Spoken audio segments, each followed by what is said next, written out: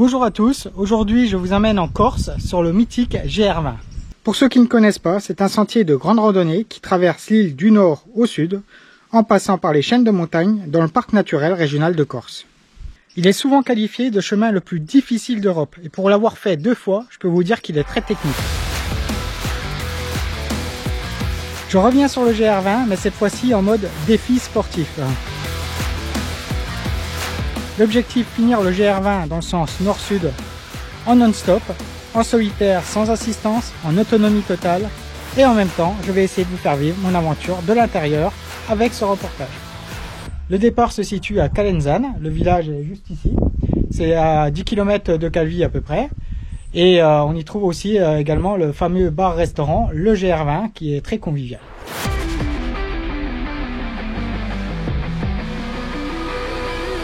Maintenant, je vous embarque dans l'aventure avec moi.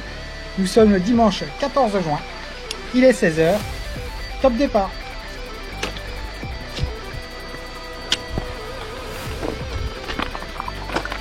De temps en temps, il faut penser à se retourner pour regarder le paysage. Il faut profiter aussi.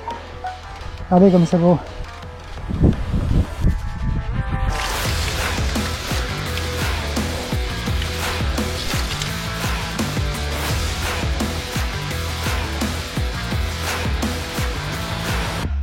Voilà, deuxième kilomètre, 33 minutes de course.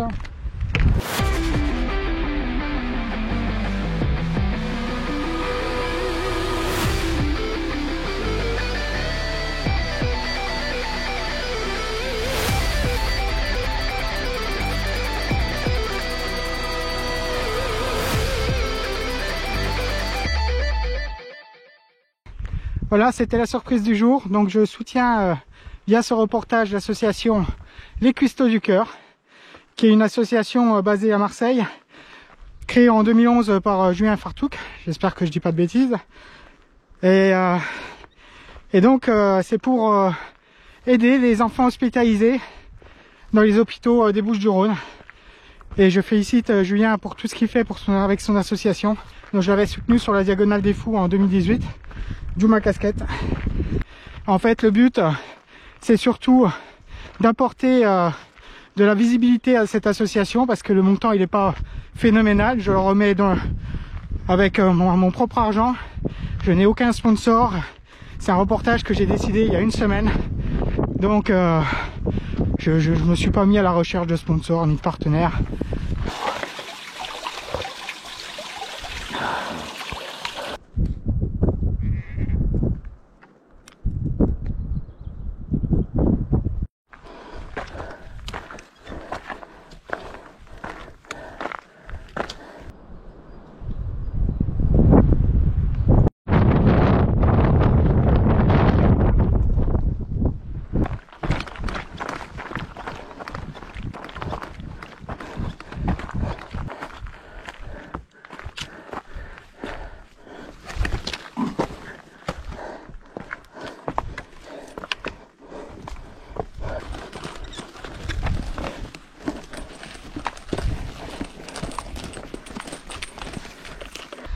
Voilà, 3 randonneurs, 3 trekkers rencontrés sur le GR20. Donc vous faites la partie nord seulement, c'est ça? Ouais, c'est ça, ouais. Ça arrête à Vizza, ouais. Et en combien de jours du coup? Vous faites toutes les étapes ou... On est parti pour 10 jours là, tranquille. Ouais, voilà. Ouais. Vous profitez du paysage et voilà, tout. Exactement, parce qu'on connaît pas enfin moi je connais pas la Corse. Il y en a qui connaissent. Mais... Alors premier GR20 et... Première rando. Première rando? Ah, tu commences fort toi. Et les poids des sacs là, ça a l'air costaud là, non? Ouais, 18, on a tous 18. Tous 18? On est pour ainsi dire en autonomie complète. Ouais, voilà, ouais. Voilà, ouais, on est des malades. Bouffe, donc, Bon bah bravo, ouais. Ça va. Faut profiter, c'est bien. Et vous venez d'où? Moi je viens de Marseille, ils viennent de Caen. Ah, un collègue. Bayeux. Allez, bon bah je vous souhaite bon courage. Ouais, bah demain. Et puis voilà. Ouais, on voit le refuge là, juste là.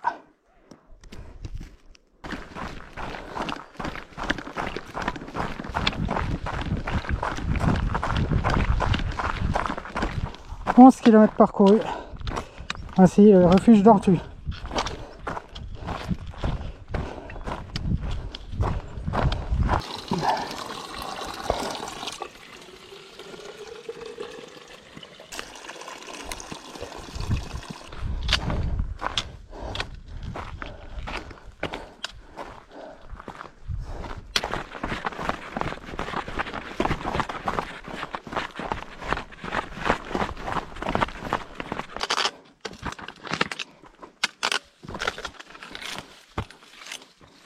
Bon, je suis pas du bon côté pour filmer le coucher de soleil.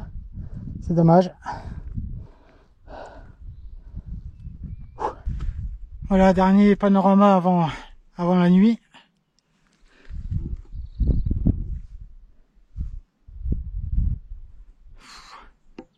Petit bilan jusque là. Donc première partie, 6 premiers kilomètres assez roulant, donc pas technique. Par contre beaucoup de ronces, donc les mollets arrachés. Et seconde partie de la première étape très technique jusqu'au refuge. Et la deuxième étape pour l'instant très technique. Je sais pas si je suis au premier sommet de la deuxième étape, mais elle est très dure. Donc la petite pause et je vais préparer la frontale et puis mes vêtements de nuit, ce qui commence à faire frais. Donc 10 minutes pour se rechanger. Je pense que ça va pas mettre autant de temps. Et puis en plus ça amène des crampes et tout au niveau des cuisses. Mais bon là il faisait vraiment frais.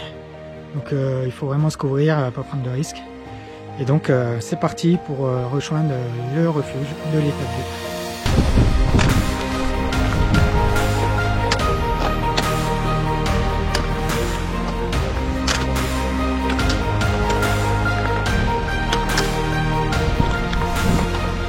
Comme ça, c'est pas évident.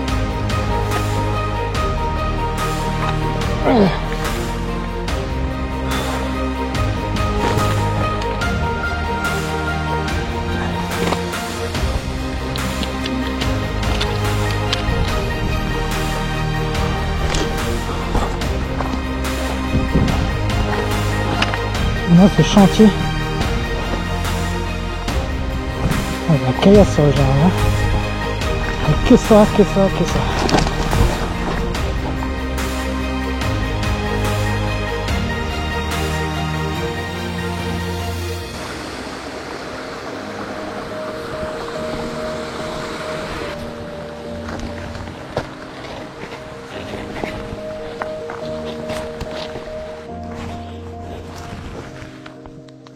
Je fais pas trop de bruit parce que les gens ils dorment.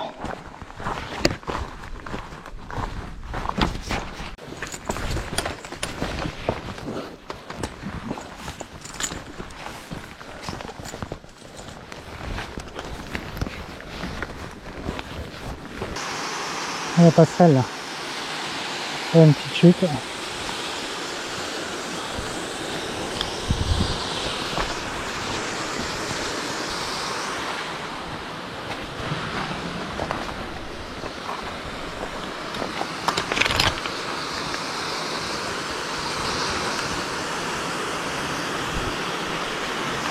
De nuit c'est space hein.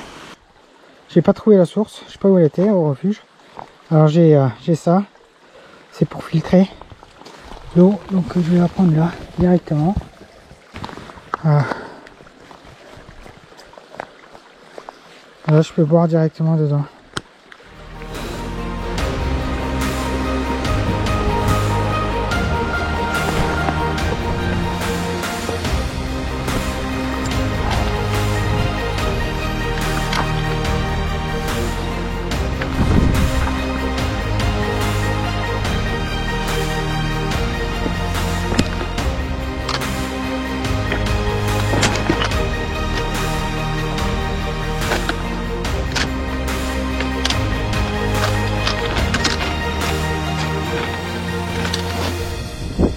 Descente très raide, donc dans des pierres comme ça.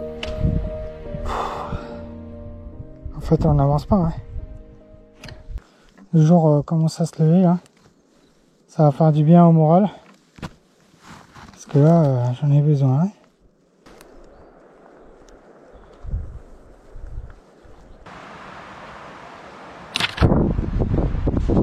Là je suis au refuge d'Ascaux. Donc fin de l'étape 3, nuit très compliquée, beaucoup de vent, les balisages, il fallait être hyper concentré, je me suis loupé 2 fois, j'ai dû faire 45 minutes de détour, et l'étape 2 et 3, mais très technique, je me souviens plus qu'elles étaient aussi dures. Donc là je vais bien me ravitailler Et il faut que je reprenne mes forces. Et j'ai fait quelques micro-siestes de 15 minutes sur le sentier. Mais il faisait froid. Bon voilà, refuge d'Ascaux. Quand on sait que le record il est de 31h06 par François Daen, donc il a fait le GR20 en entier en 31h06. Waouh, mais tu te dis mais comment il fait quoi pour courir là-dedans? Bon, il avait une assistance, tout ça quoi, mais même quoi, c'est infaisable. Et chez les femmes, c'est Émilie Lecomte qui a fait en 41 heures, un peu plus de 41 heures. Elle avait terminé le GR20, donc bravo. Voilà. Bon, c'était la petite parenthèse. Petite vache.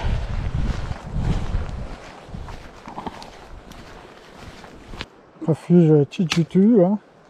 6-7 heures, c'est parti. Ce tronçon, je ne le connais pas du tout. J'ai encore du mal à me réchauffer de la nuit, là. Du coup, je garde encore tous mes vêtements de nuit, là. Je les enlèverai plus tard. Alors, j'ai vraiment pris mon temps sur les 2 tronçons de nuit parce que c'était très dangereux, je voulais pas faire de chute. Et d'ailleurs, je voulais juste faire une parenthèse, c'est que je le fais solitaire, mais j'ai quand même pris une balise GPS, au cas où s'il m'arrive quelque chose, avec un bouton SOS qui prévient les secours et tout. Donc il y a une part de prudence malgré tout, hein.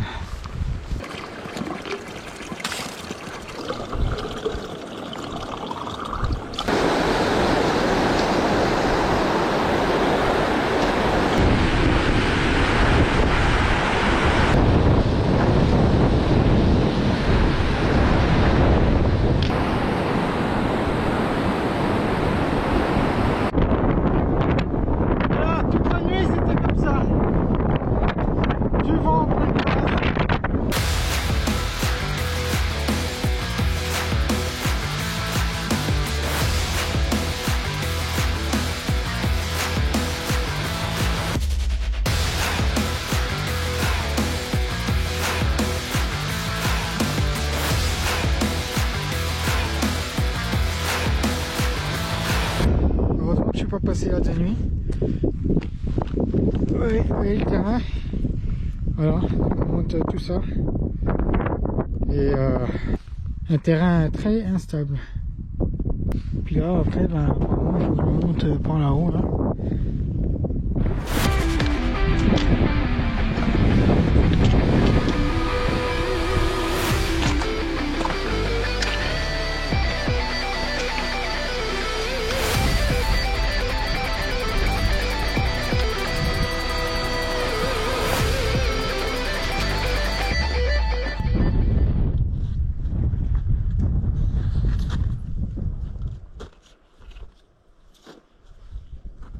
Bonjour. Bonjour. Il est encore loin le pic là? Non. Ah. L'école, vous y êtes juste après le lever. Ah, parce que là... C'est un peu longuet. J'en pouvais plus, ah ouais. Vous êtes tout seul? Oui, je suis tout seul là. Wow.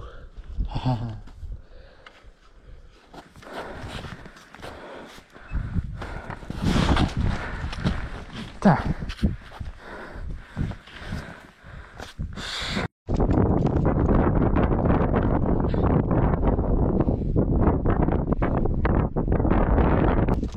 Voilà le sentier. À quoi il ressemble encore. Voilà, il y a moins de vent. Ça va faire du bien. Donc là on était au point culminant du GR, 2600 mètres. Pour ceux qui font l'étape seuls, vous pouvez aller au Monte Cinto qui est un peu à peine plus haut. C'est le point, c'est le plus haut sommet de Corse.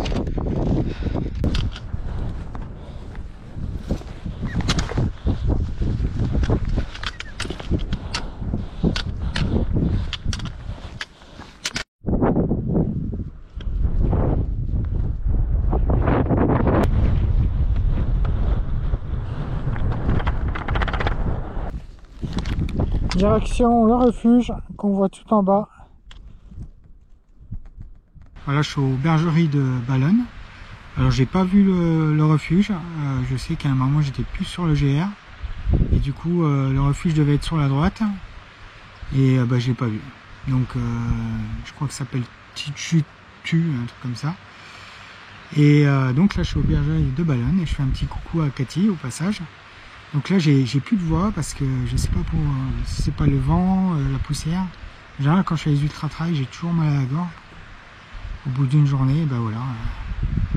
Donc là je vais me mettre près d'un ruisseau et puis faire ma popote parce que j'ai pas fait un seul vrai repas.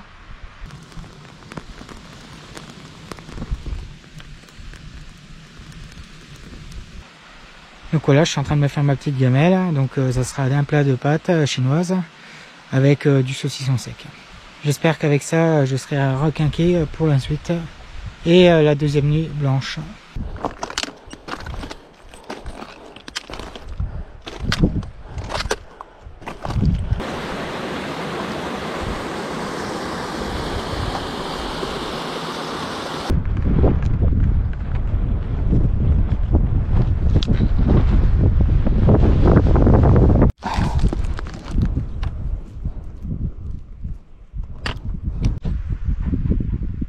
Voilà, le refuge.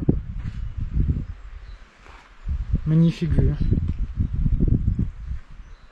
Petit bilan là, donc l'étape 4, très dur. Je pense que c'est plus dur que de passer par le cercle de la solitude. Je connaissais pas et franchement, j'ai souffert vraiment. Là, la gamelle de pâtes m'a fait du bien, donc j'ai mis 3 heures pour venir ici là. Et maintenant je repars, donc la nuit va pas tarder à arriver.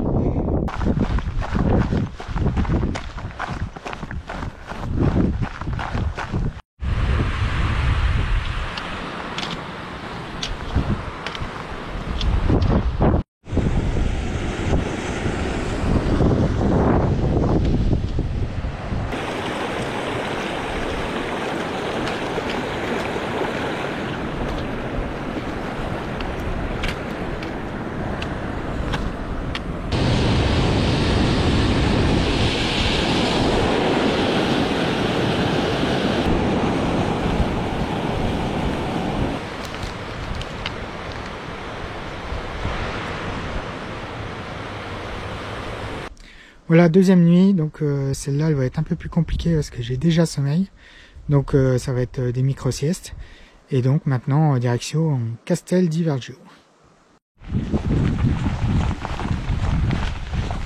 Voilà, Castel di Vergio, seul dans la forêt, à l'abri du vent. Bon, ça va pas durer, hein.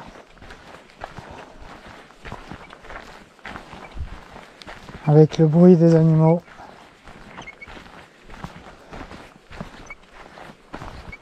Voilà. Là, je commence à avoir des hallucinations. Donc, je vais faire ma petite sieste dans la forêt, là, pendant qu'il n'y a pas de vent.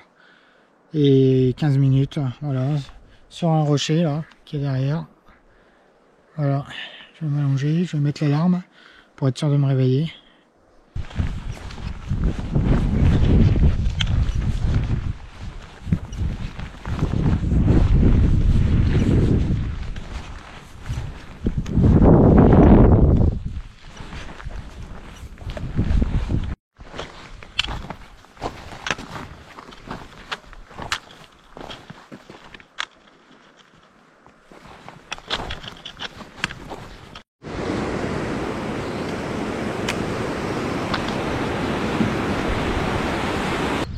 Bilan de la nuit, catastrophique.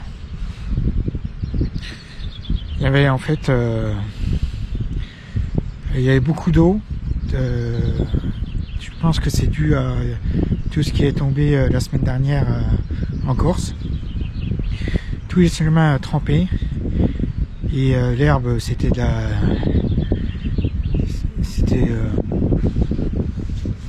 enfin ça s'enfonçait quoi. Il y avait plein d'eau. J'avais les pieds trempés, pourtant j'avais pris des Gore-Tex, mais c'est que ça montait au-dessus des chaussures. Donc conclusion, là je viens de changer les chaussettes. Hein. Je me suis trompé 2 fois de balisage, donc recherche le balisage. Heureusement j'avais la trace sur la montre pour voir de quel côté il se situait. Et j'ai énormément froid. J'ai du mal à me réchauffer, donc je vais repartir en espérant que le soleil se lève vite. Voilà les nouvelles. Mais on reste positif évidemment. Toujours. Malgré ces aléas. Et j'ai l'impression de ne pas avancer la nuit. Et en fait j'avance pas, hein, quasiment pas. Mais c'est parce que c'est technique, hein, c'est pour ça. Hein. Habituellement j'adore courir la nuit, hein, mais là tu peux pas courir. Donc voilà. Bon ben. Let's go pour la suite.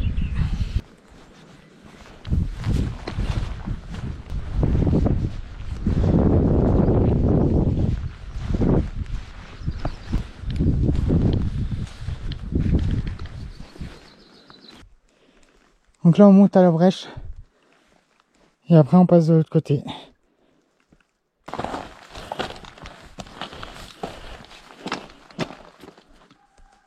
On y est presque.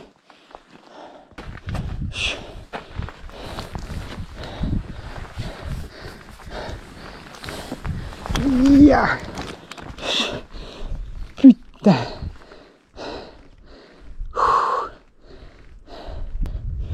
2270 mètres en altitude.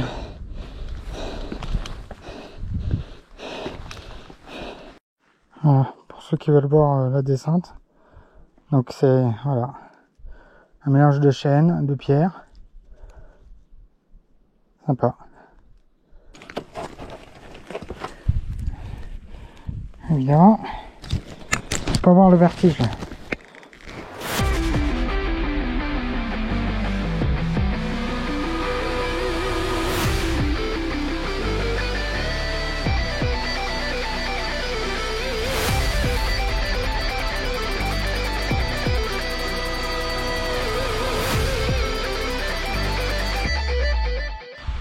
J'ai pas une très bonne nouvelle dans la descente que j'ai fait là, juste la dernière avant d'arriver au refuge. Je suis tombé sur les fesses, mais mon pied a glissé, mon pied droit a glissé sous mes fesses et j'ai appuyé dessus. Et ça m'a fait une douleur sur la cuisse droite. Pour l'instant, il n'y a pas d'hématome, il n'y a rien, il n'y a pas de bleu, il n'y a rien sur la cuisse, donc d'apparent, donc je garde espoir.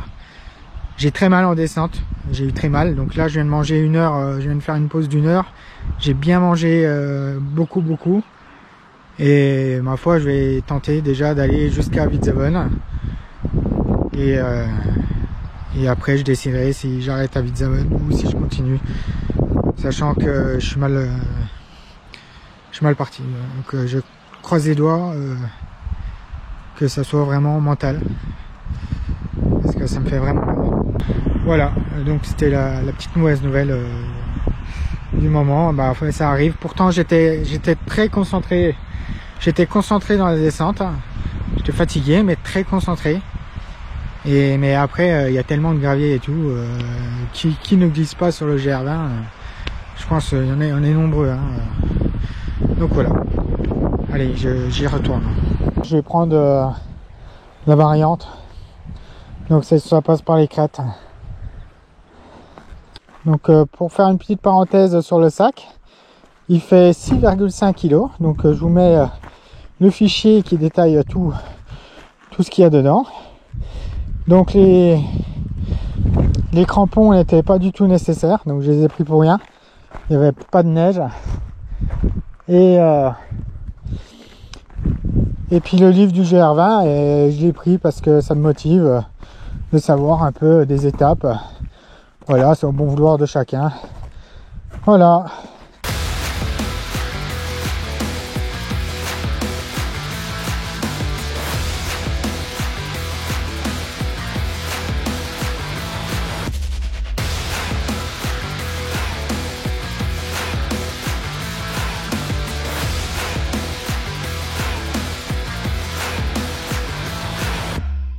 Même s'il y a du vent, c'est quand même plus sympa dépasser par les crêtes que par le GR normal qui passe en bas dans la forêt. C'est certes plus dur, mais franchement le paysage il vaut le coup quoi. Donc je voulais absolument passer là pour vous montrer, surtout que je passe 2 jours. Voilà. Ce qui en est de mon loup pour l'instant, je n'ai aucune douleur en montée, mais par contre en descente, c'est ça me fait vraiment très mal.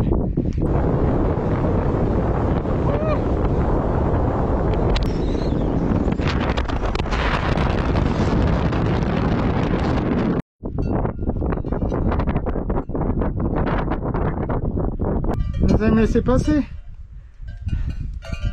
Voilà, parfait. Obéissante. Ah, vous êtes les stars du reportage là.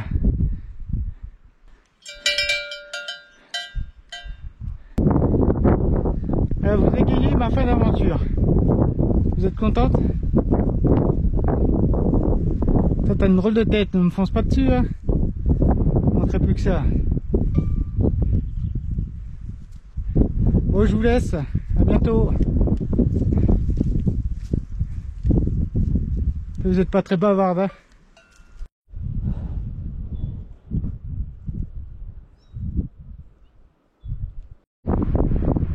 Le refuge d'Onda. Et moi je vais monter tout là-haut pour ensuite descendre sur Vizavan. Et là je m'arrêterai. Donc là je pense que j'en ai pour la nuit. Parce que je fais un pas toutes les 3 secondes. C'est une horreur de la descente, c'est pas possible. Donc je vais tranquille. Tant pis.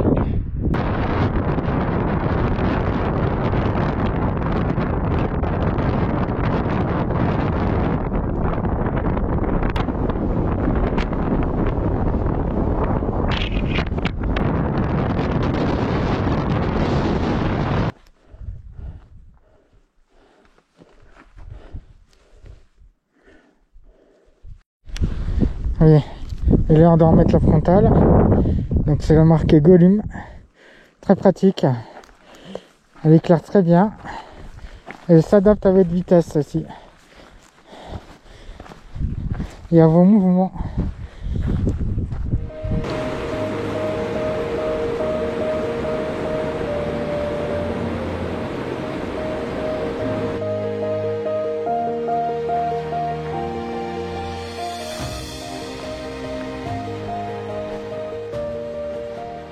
J+1, me voici à Porto Vecchio, donc fin de l'aventure à Vizavan, comme vous l'avez vu. J'ai eu énormément mal à la jambe sur la dernière descente. J'ai passé la nuit pour arriver à Vizavan. Il était 3h, 3h30 du matin. Ensuite j'ai dormi 2 heures et j'ai pris le train et le bus pour arriver à Porto Vecchio. Donc le GR20 Nord est finalisé, en non-stop, en autonomie totale. Le défi, on va dire qu'il est réalisé pour la partie nord. Donc les 200 € iront à l'association Les Cuistots du Cœur. Je reviendrai en Corse faire la partie sud pour un nouveau reportage dans les mêmes conditions. Donc de Vizavan à Conques. Quand on fait ce genre d'aventure, il faut se connaître physiquement et mentalement.